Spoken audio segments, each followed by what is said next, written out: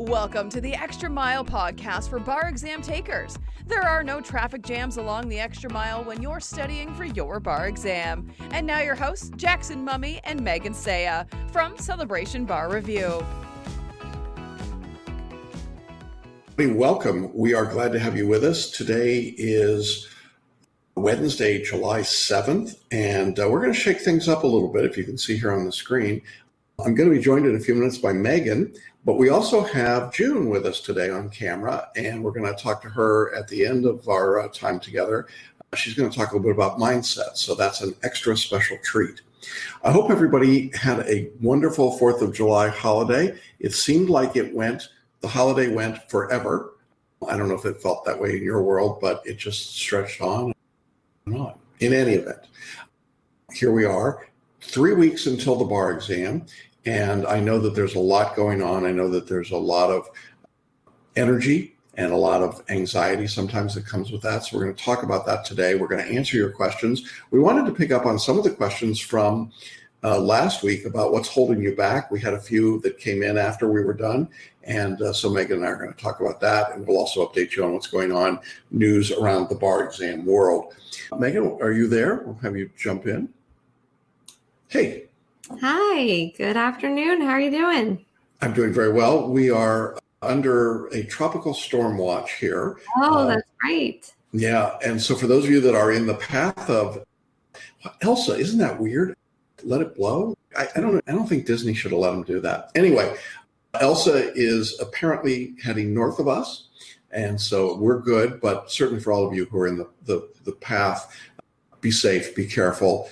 Please don't try to study in the middle of a tropical storm or hurricane. But yeah, we're doing good.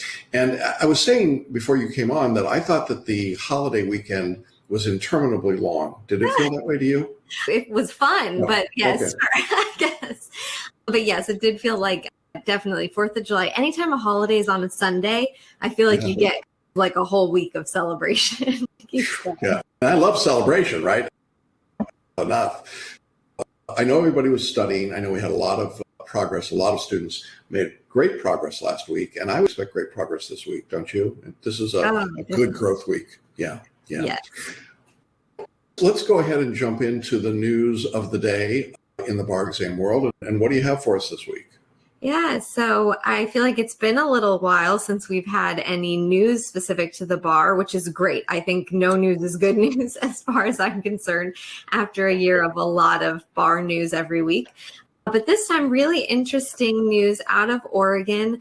Obviously, this won't impact any of our students, but I do think it's really important to keep an eye on the future of the bar exam and where things are headed and where the wind is blowing. Oregon had a task force that submitted some recommendations in a report on the bar exam to the Oregon Board of Bar Examiners. And this task force determined that they should give 2 other options for new recent law school grads to be able to become licensed in Oregon. And the Board of Bar Examiners accepted that proposal without reservation and has sent it on to the Oregon Supreme Court, who will ultimately make the decision if that's what they're going to do. So in Oregon, there's going to be 2 additional, potentially 2 alternative pathways to taking the regular bar exam. One would be what they're calling an experiential learning pathway, where during your last 2 years of law school, you do a lot of experience clinic-based work, and then you submit a portfolio at the end to the Board of Bar Examiners. And then you would be licensed after that, so right upon graduation. And then the second way would be a supervised practice pathway, and that one is somewhere between 1,000 and 1,500 hours that you would work after graduation under the supervision of a licensed attorney, and then you would submit a portfolio of your work again to the Board of Bar Examiners in order to show your minimum competency.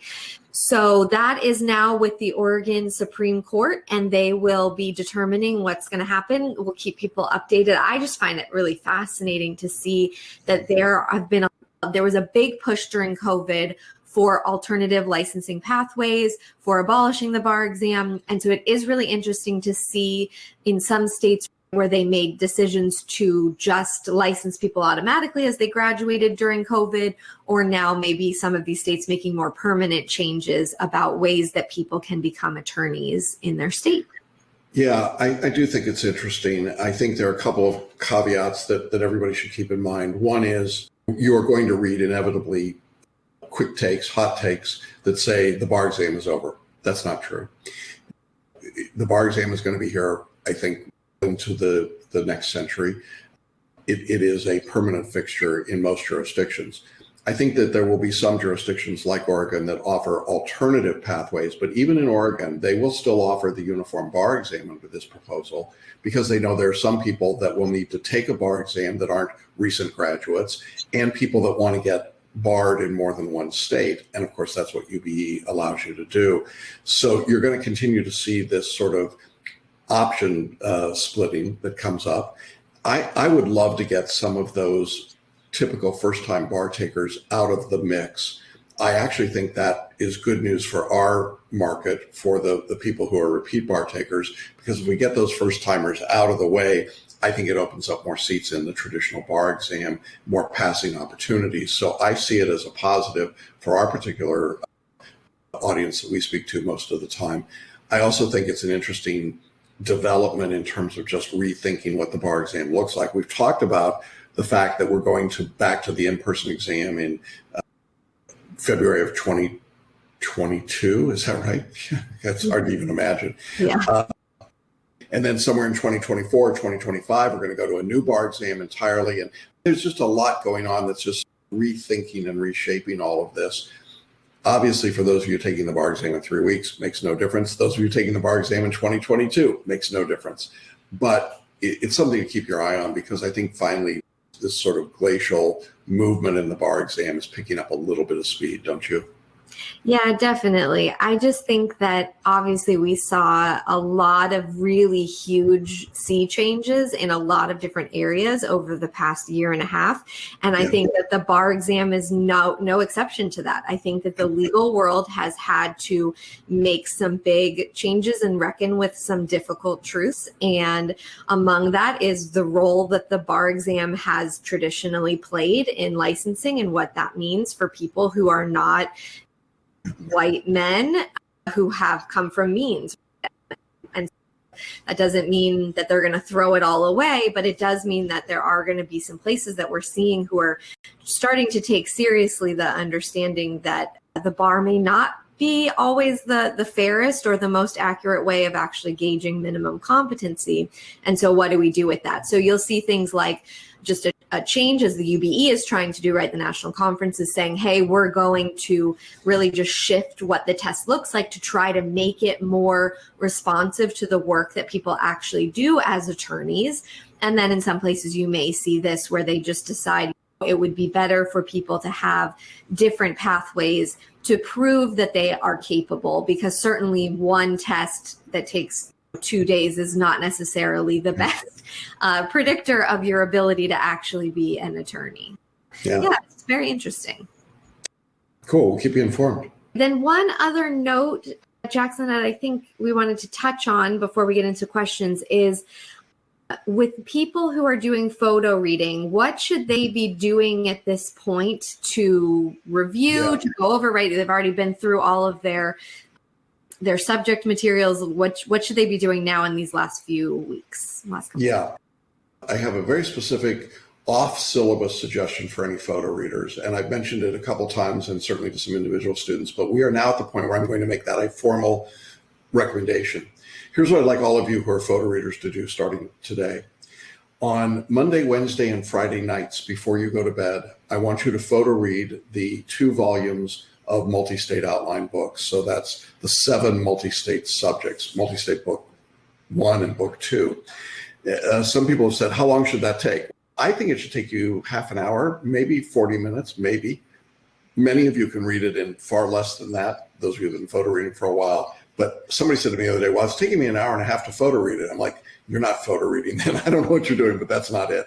So I want you to just do a photo read right before you go to bed. No activation necessary. Very little, just the preview is just the simple, set the tangerine, get yourself in a steady state, and then photo read, and then let your brain just process that material overnight while you sleep. So that's Monday, Wednesday, and Friday. So tonight, everybody should be photo reading the multi-state outlines. Then on Tuesday, Thursday, and Saturday nights, I want you to photo read your state outline book or books. So California book 1 and 2, Florida book 1 and 2, Georgia, and so on, UBE book. These will typically be shorter outlines, so it'll probably take you a little less time to get through those, but I want you to get through all of the outline subjects for your state course. So that's your Tuesday, Thursday, and Saturday. And again, right before you go to bed, no other work necessary. Now, this does not replace the photo reading that you do in the syllabus. It's in addition to it. And all we're doing is we're layering the photo reading right now. We're just giving you additional information to work on so it's there every night. And we want to do it right last thing before you go to bed, if you have to brush your teeth, before you go to sleep, so that your brain can process, it can do the backup overnight in that material. So that's what we want everybody to be doing who's a photo reader. If you're a photo reader, make sure you're doing it. I know the question is probably going to come up, well, I'm not a photo reader. What should I do? You could skim your outlines. It would be like photo reading. It's not quite as valuable for you. Maybe you just go to bed earlier. Or you could be listening to your multi-state nutshell videos to level up your courses. We've put together a new platform to start delivering courses. We're starting to transition into that. A few of you have seen it already. And we have one page where you can go to now, and you can find the Abundance for Bar Study MasterClass and the nutshell videos and BarMaps. And by the way, just a little piece of trivia, BarMaps is now a registered trademark. How do you like that? Actually got our registration. And we've got photo reading. All of that is on there. So one place, you can go to that site, select any of those things, and we're actually presenting those products in a different platform. So that's kind of cool. Those are all products I think you can work on. If you're not a photo reader, the nutshell videos are good. The BarMaps are certainly good. These are all ways to condense your study at the end. So that's what we've got in mind. Great. All right, the next question is about how to study for the MBE. Considering the MBE online format is 50 questions followed by a 15-minute break and then the 50 more, and then obviously the large break and then the same thing in the afternoon, would it be safe to say that I should adopt this format for my practice OPE tests? Yeah, I think it'd be great in the OPE, the 200 question, or even in the 100 question, do 50 questions in 90 minutes and then take a break. And don't you love this break that they're offering? I mean, yeah. It just seems to me it's more humane. We have been telling people for a long time to take a pit stop at 50 questions, which is, I think, still good advice, but feels awkward to do, right, when everybody else is still going and you're taking a rest. This way, it's an enforced stop. It's a mandatory pit stop, and it gives you a chance to reset yourself. I would use that time to do like a 10-minute paraliminal or a drop-in, or just recentering yourself if you've been through the Abundance Masterclass, and just put your head down on the desk for a few minutes and then come back. What we heard from people in 2020 and in February of 2021 is that they felt so much more focused, and the exam actually felt easier to them. Those 4 chunks of 50 felt very different than 2 chunks of 100. I don't know why, but definitely got that feedback, didn't you? Oh, yeah, because it's such a huge difference in the amount of time. If you don't have a forced break, you do feel the urgency of having to sit there and feeling, gosh, but what if I get up and then I run out of time later on? But yes, I was 11 weeks pregnant when I took the bar exam, so I had a forced break automatically. There was no way I was going to be sitting there for hours without leaving the room. But yes, I think the 50 questions, 15-minute break, 50 questions, and the lunch break is a really nice way to do it, and overcomes the problem of, which we were all concerned about when they first said they were going to be giving it online, which is, what do? You can't not let people go to the bathroom for hours in order to take the MBE. How long is the break? I believe it's a 15-minute break. Yeah. So it's real brief, and then you'll have your normal, whatever in your jurisdiction is like the lunch break time, the middle of the day break, and then you'll come back and do the second half after that. All right.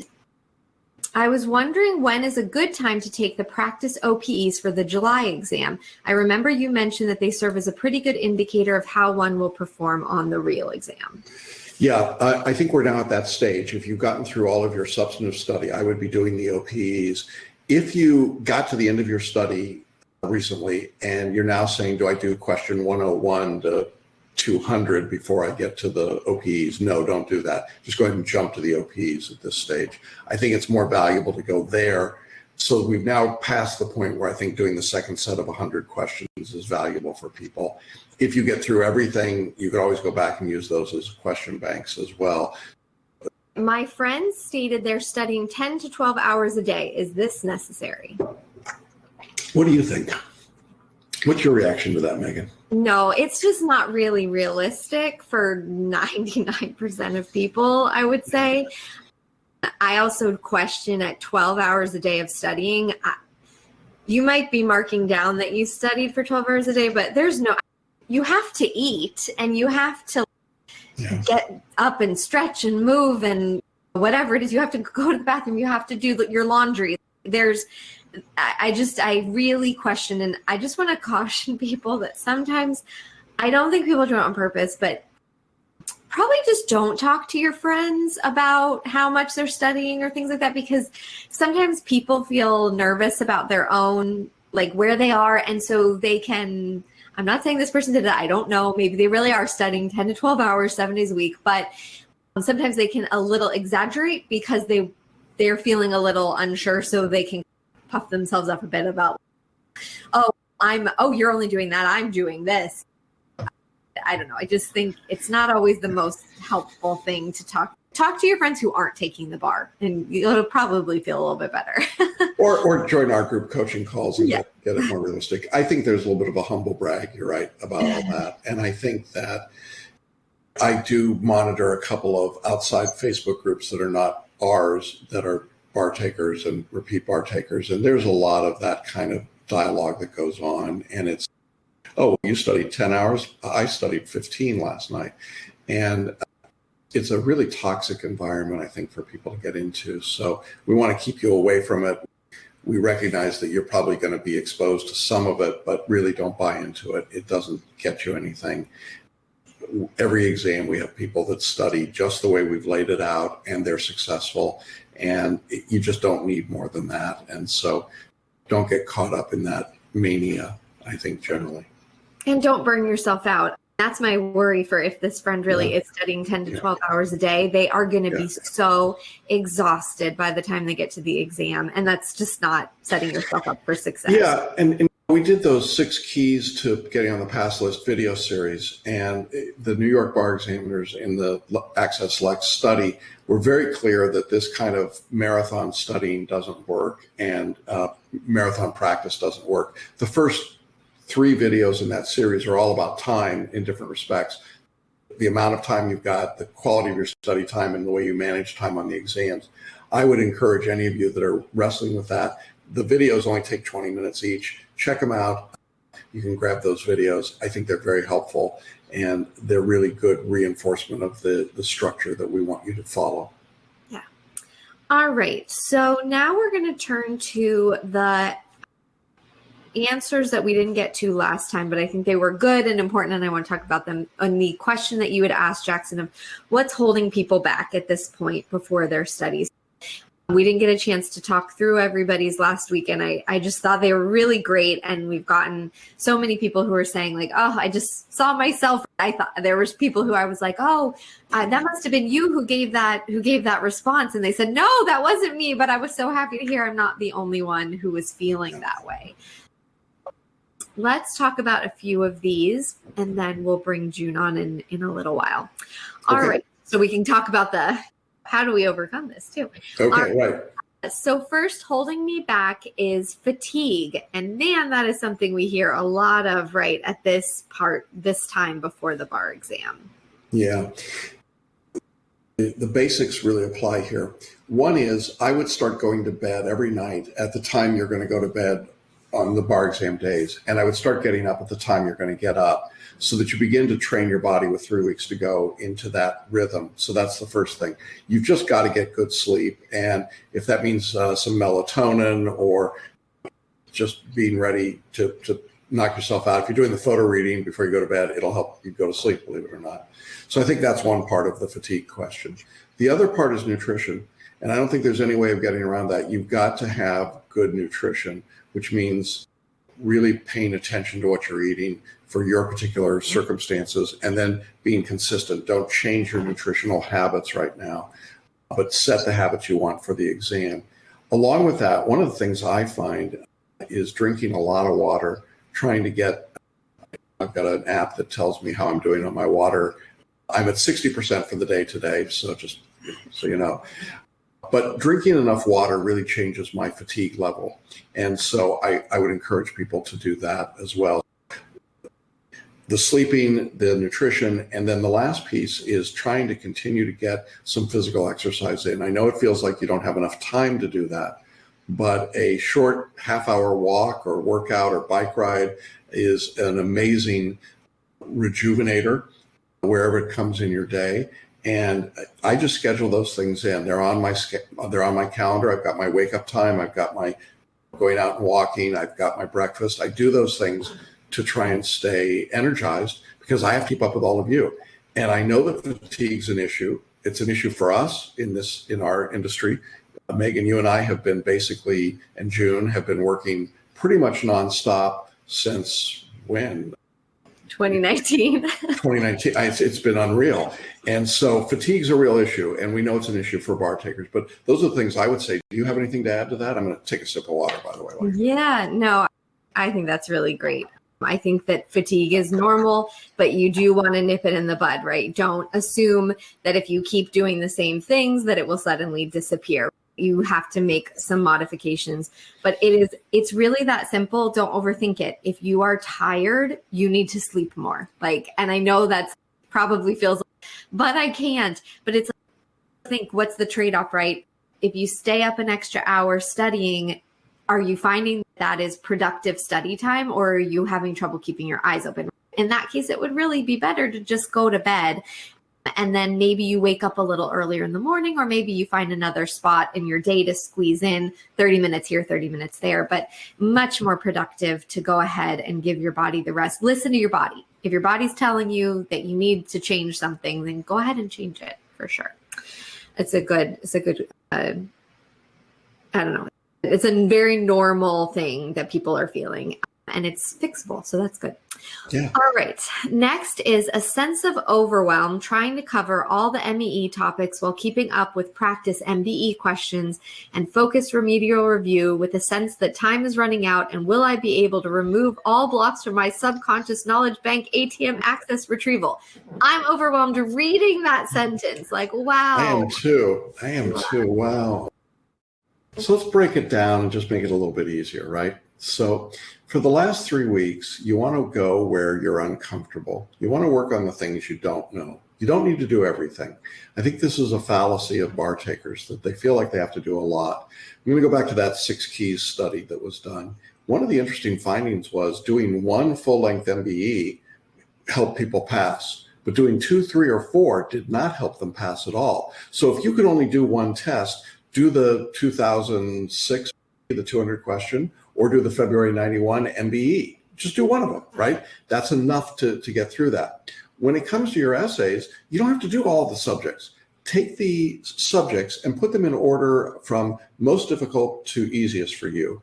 And then take the subjects at the top of that list, the most difficult, and just spend a study session or 2 just in that subject, doing multiple essays in that subject, or reviewing your outlines, or going into the lectures using BarMaps. And start spending some time on that subject with the idea that you're really only going to try and get through maybe 3 or 4 of your worst topics. If you get beyond that, great.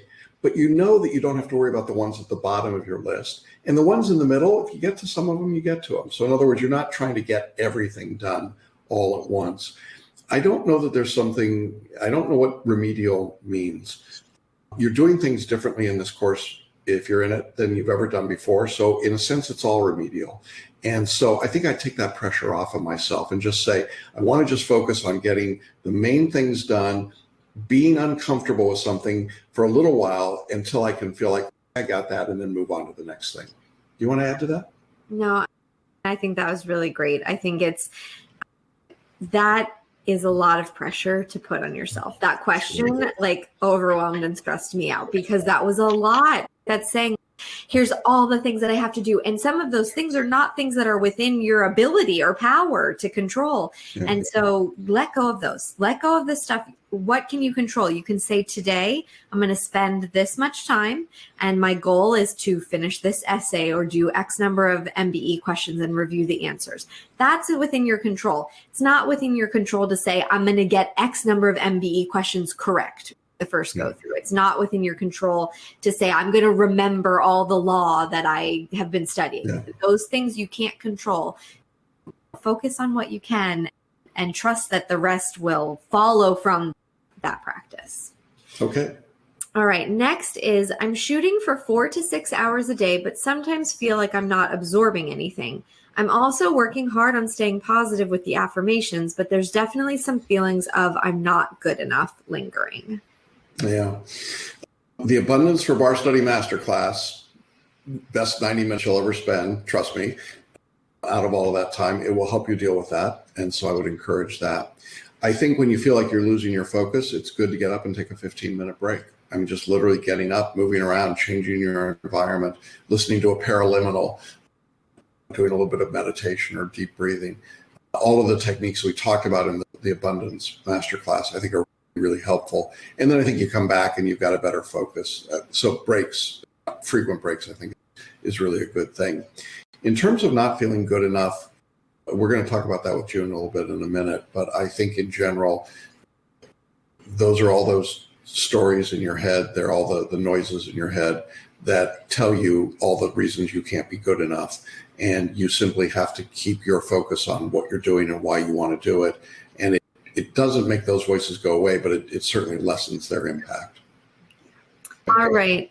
What's holding me back from success in the bar exam is writing essays. I love this one. Most of the answers were very emotional, or which makes sense. It's a lot of people's blocks. And I love that this one was just so practical. Like, I can't write a good enough essay to pass the bar exam. And okay. then I'm back. Okay. A lot of tools in the course to help you. The most obvious would be the personal writing workshop with Megan, or buying coaching time with me or with Megan to work on your work. If you're already in the Basic Plus or Personal or Premium course, you've got coaching calls using those. I think those things all make a difference. Going back to the basics in the course, watching the essay writing workshops again for your course makes a difference. Those are very received lectures over many years. We know that they work. So going back and just following the approach. I had a student today that kind of went off the reservation and suddenly started writing an Iraq issue spotting essay and said, I did it because I was nervous. I thought I was running out of time. And I just went back to what felt normal and natural. And so just getting yourself back on track and saying, no, stay with the writing system. This works. It will help you. Don't start changing today. I think my biggest concern is that people freak out and start saying, I know that Iraq writing doesn't work for me, but boy, I know how to do it. I'm going to just keep doing it. That would be a mistake, right? That's the thing you want to avoid. Stay within the writing system that we've given you. Definitely. Yeah. And ask for help. I think that's the number one thing. If your essays are not where they need to be, I just don't think you're going to magically figure it out on your own. I think you need to ask for help. And so we're here to help if anyone needs it. Yep. All right. And then our final, what's holding me back, is getting upset when my answers are not correct. Yeah, we're so hard on ourselves, aren't we? If our kids made a mistake, if our little kids were reciting the alphabet to us and they went A, B, C, X, J, K, we wouldn't say, oh my gosh, what an idiot you are. We'd say, oh, yay, good for you. You tried. And now it's A, B, C, D, E, F, G. We're kind to everyone else but ourselves. And then we just beat ourselves up just unmercifully. And that's probably going to be a great place to start with June. But I think that we do that to ourselves, and then we create this enormous tension and pressure. You don't have to get them all right. You don't have to be perfect.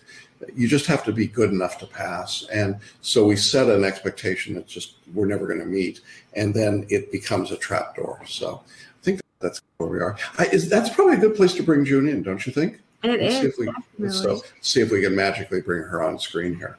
Look at, and just like that. Hey there. Hi, June. Hey. So you've been listening to us talk about all these things and probably saying, no, do that. So no, we all have great answers. Yeah. For those that don't know, June has been with me for, I don't know, 7 years, something like that. And we were talking, 7. And you have probably now been through more than 20 bar exams. So even though you're not a member of the bar, you're not a lawyer, you are a certified mindset coach. That is a thing. Yeah, it is. And so you lead our group coaching calls on mindset. And I guess a good place to start would just be to say, as Megan and I were just talking these last couple of calls, what did you hear about